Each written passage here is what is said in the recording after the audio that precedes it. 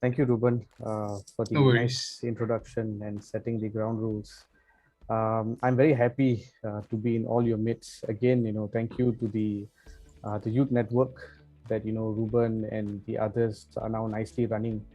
And I'm also very happy. And as I was telling Dr. Hariom, I feel very safe to be actually being paired with him, and I'm speaking alongside him. I see this as a great honor and great privilege. So today we are going to discuss about a very important topic, Deepavali. If you look at the word Deepavali, it's very simple. Deepa means it's the lamp, light. Avali means rose. So Deepavali simply means rows of lamps. But if you look at Vedic science, even if you take one word, one concept, or just a phrase, there is a deeper meaning behind it. So we know the rituals, we know the SOP, but in all festivals, especially Deepavali, sometimes we need to take a step back to question, okay, I'm doing all this year after year, but what is the essence? Deepavali means celebration. So Deepavali or any festival, it does two things. It creates checkpoints in our lives, and it reminds us that we should be celebrating. So the first point is it's a checkpoint to remind us life is not only meant to be in survival mode. And why do living entities, especially human beings, we are always in survival mode? Because of the function of the mind. It only has two functions: sankalpa, vikalpa. Our mind is just like that. What I like, I accept. What I don't like, I reject. And usually our life revolves around this. Whoever I like, I'm nice to them. Whoever I don't like, I'm not nice. But these festivals that are there, specifically Deepavali, it is actually to break out of this cycle of sankalpa and vikalpa. Usually what we look forward to is when Monday comes, we're looking forward to Friday. And then by the time Sunday night comes, we are already flat. We're thinking, oh, tomorrow I have to go to work. Even nowadays, Sundays also, we're not very happy. So, meaning to say, this public holidays, Deepavali, Pongal, Saturday, Sunday, it's not sustainable. It's not really making us happy. Why? Because we're not connecting to the essence of what these festivals are. If we truly connect, then after Deepavali, the next day, we will be happier than how we were on Deepavali. So the festival is important, but the day after the festival is more important. And how do we do this? That brings us to our second point, creating a focal point. We celebrate something very grandly. Let's say for an example, people these days ask, why do you all celebrate, why do you all celebrate weddings in such a grand manner? We are reminding our minds that this is a very important vow that we are taking. So why are festivals like Deepavali very grand? Because it creates that focal point. This is an important day. My life is important. So when we are connected again to our life's goal, that is the true essence of these festivals. And Deepavali connects us to our true essence. It's because when Deepavali comes, by the mercy of Krishna, whom we worship, we are praying that on Deepavali day, I should be able to taste the nectar of that specific essence. And what do we mean? We keep speaking about essence. I remember Chanakya Pandit. He was a very famous philosopher. He was also a prime minister. He sings one poem, and he says very nicely, Kokilanam swaro rupam, nari rupam pati vratam, vriddha rupam kurupanam, shamaha rupam tapasvinam. Very nicely he says. He says that a cuckoo bird, the beauty of a cuckoo bird is that it sings very nicely. Vriddha rupam kurupanam means someone who feels that he's not very presentable or nice looking, but he also has beauty. What's his beauty? That's his knowledge. And that is actually to connect us back to our essence. That is why on the day of Deepavali, what do? We visit our elders. Sometimes we tick, okay, this relative I like, that relative I don't like. But Deepavali should not be like that. Deepavali means whoever we like, we don't like, we should go to their homes. We should fall at their feet. We should give them some money. We should celebrate with them. Because the essence of austerity, must culminate in forgiveness. And how does forgiveness, that essence, it is a quality. That means it is a good quality that we all look for. So, good qualities like forgiveness, like love, if we place it on the mind, then just like a leaf which has water on it, when the leaf totters, the water slips. So when our mind is agitated, all the grand plans that we had to be good will eventually fade away. So how do we cultivate this essence? And that is where Gaudiya Vaishnavism teaches us that the central focal point of all good qualities is actually love of God. All good qualities stem from this one act.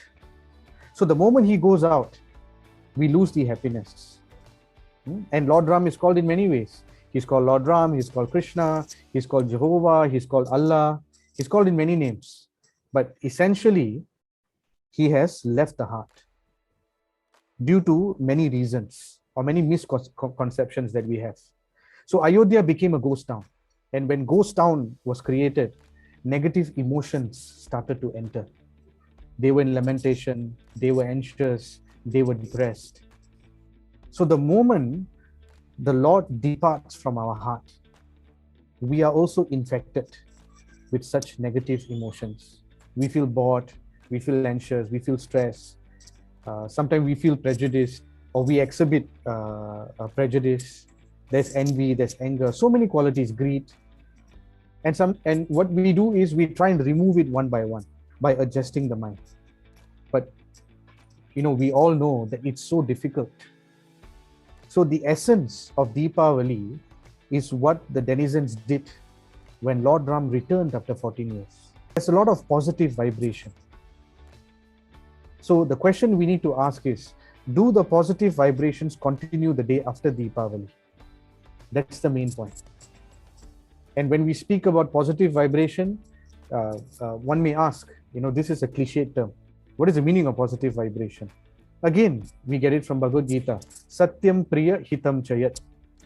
When we speak, there must be three gates. Is it Satya? Is it true? That's first. Second point, sometimes, when we know the truth, right? We'll say that I know the truth, I can speak very harshly because I know the truth. But the second gate, even if it's the truth, are we going to speak it lovingly? Priya. And even if I'm going to speak lovingly, is it hitam? Is it beneficial to the other person? The second point to be understood is, this is what we all do. Deepavali day is that we share with others. And Krishna was not only sharing with the human beings, he was also sharing with the animals.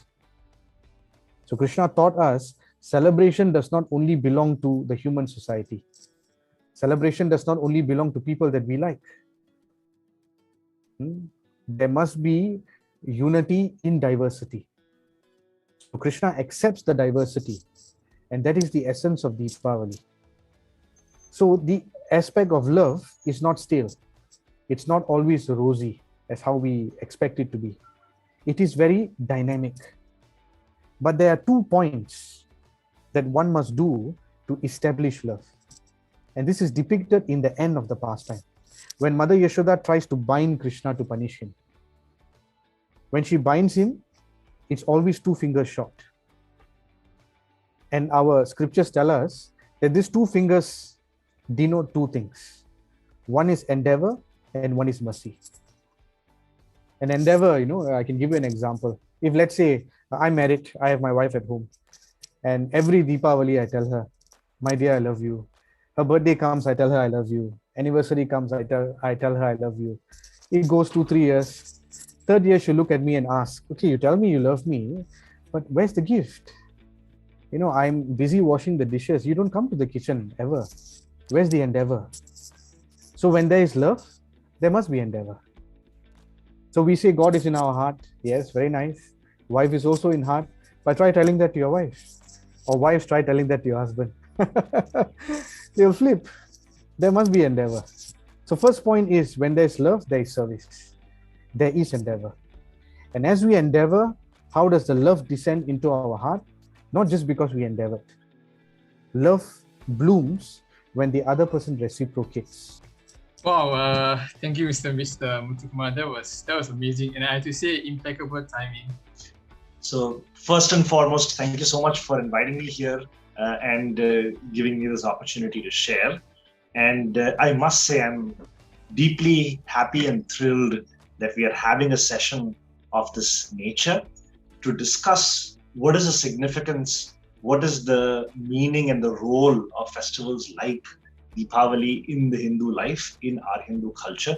And I think questions like these will help us connect better with our heritage, our root, and help us be better Hindus, not just in name, but really in spirit. So starting firstly from the role of Deepavali, when we think of it and reminisce back in our mind, it is clearly a very joyous, a very momentous occasion every year that we look forward to. Particularly in Singapore, it is the key Hindu festival that is celebrated, and therefore we look forward to it very deeply. Of course, there is Thaipusam as well, but Deepavali has very special significance for us. Now, that is often associated with buying new clothes, the sweets, going and meeting the relatives, our wide family members, going and hanging out and celebrating. There will be very nice galas and parties. All these celebrations are present in our Deepavali celebration. And we often think of that to be the summum bonum of what Deepavali is. But really, as Muthukumarji just highlighted, there is a deep, important significance to what Deepavali is in the Hindu life. And we need to think about festivals really as the spiritual and social backbone of the Hindu culture. And I use both these terms very carefully. Social, as we already know, is because it's an opportunity for us to meet our relatives, to connect with them, to grow together, but spiritual as well. And that is the aspect that I want to highlight very deeply. In particular, Valmiki Rishi as well as Vyasa Rishi have this huge gift that they have given to us in the form of Ramayana, particularly in Mahabharata and Bhagavatam. And when they conceived of the festivals, they thought of it at two layers. One is the external layer that we are all very familiar with, that we interact and participate, which involves the food, the celebrations, the fireworks maybe, and the internal layer, which actually is a very deep portion that we need to understand and appreciate the deeper significance of. And these festivals were created so that they address all these layers of our personality.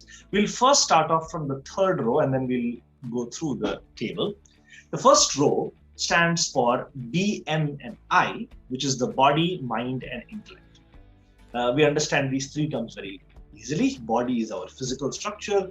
Mind is the makeup of all the various mental and emotional capabilities, and the intellect is our rational intellectual capabilities. So these are the equipment that I use and function in the world outside. The BMI interact with the objects through a layer of identity or the individuality that we feel in ourselves. So the body is the perceiver, the mind is the feeler, and the intellect is the thinker of objects, emotions, and thoughts respectively. So the body uses the objects and then it has the notion of perception, whether it be sight, whether it be sound, whether it be touch, taste, smell, our locomotive functions, sexual interactions, all these things are actually a part of our body.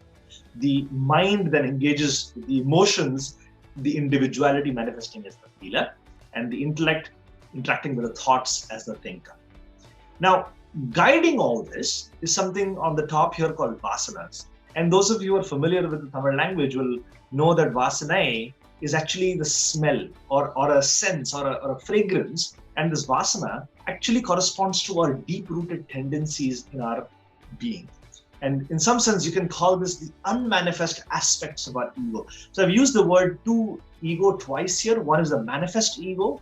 And I don't mean ego as pride, but ego as the notion of identity, I, right? Our individuality is based on, okay, I am so-and-so, I feel all these emotions, I'm a thinker with such intellectual capabilities and so on and so forth. And all of these are guided by our vasanas, or our deep-seated tendencies in the mind. And above all these layers of our personality is Om.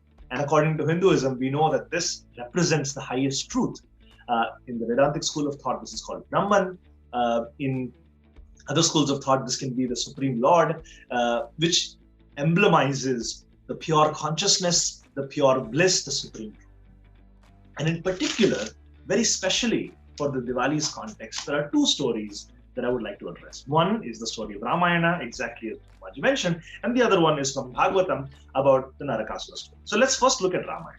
We are all extremely familiar with the journey that Rama had.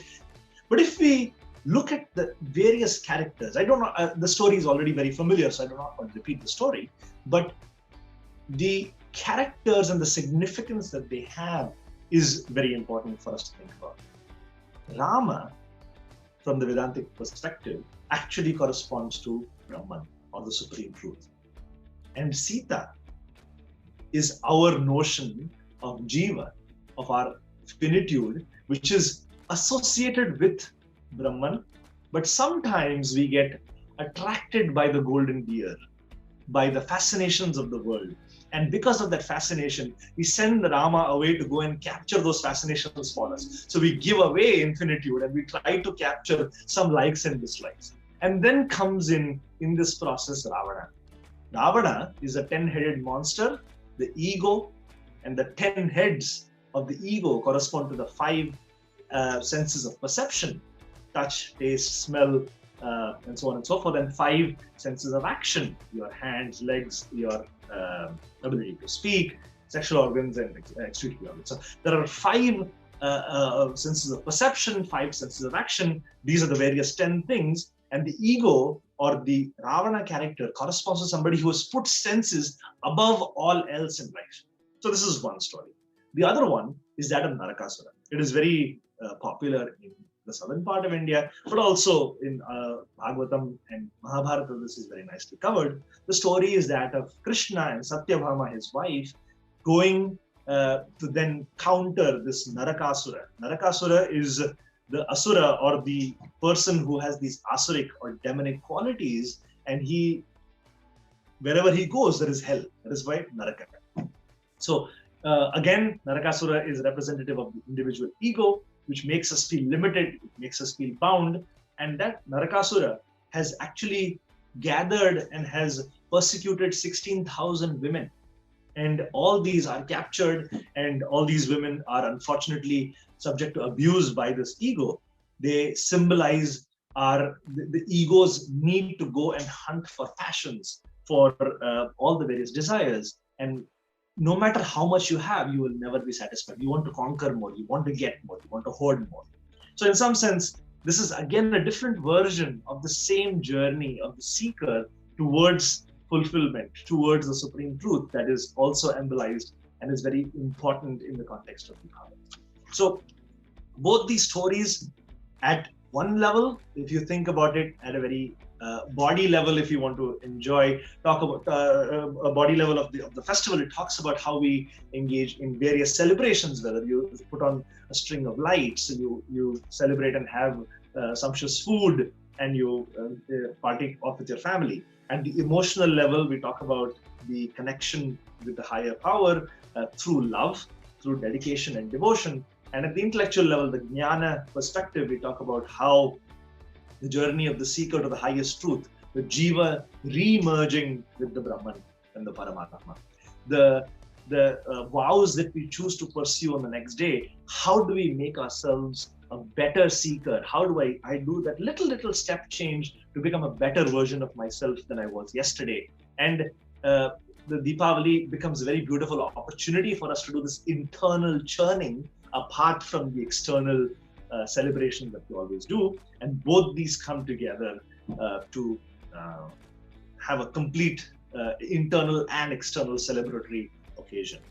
So with this, both spiritual significance as well as the picture that I wanted to suggest, I feel if we appreciate this, if we understand this, if we imbibe this quality for our festivals, This is particularly for Deepavali. If you sit down and think about it, there is a significance for Holi, for Pongal, for Makar Sankranti, and all other various festivals. We really sit down and think about it. They are a springboard for our spiritual growth. They are not only amazing social occasions, but they're beautiful spiritual occasions. And amalgamation of both these is what will allow us to become better in our spiritual practice. It will make Hindus better Hindus, and we will rediscover the great pride and the value of the rich heritage that we have given. We will benefit ourselves, and we will be able to give this wealth to our forthcoming generations. So with that message, I would like to continue. So I would like to thank everyone today for actually attending this very first Intrafaith, HYN Intrafaith seminar. I would like to thank both our speakers, Mr. Muthu Kumar from Gita Reading Society and Dr. Hariom Jani from Chinmaya Mission for being here today. And this will not be the last that we see of them. There will be future sessions, different topics, but the same awesome speakers, and we are very eager to hear very much more of what they have said. So with that, thank you, and good night, everybody. Thank you very much. Thank you so much. Thanks.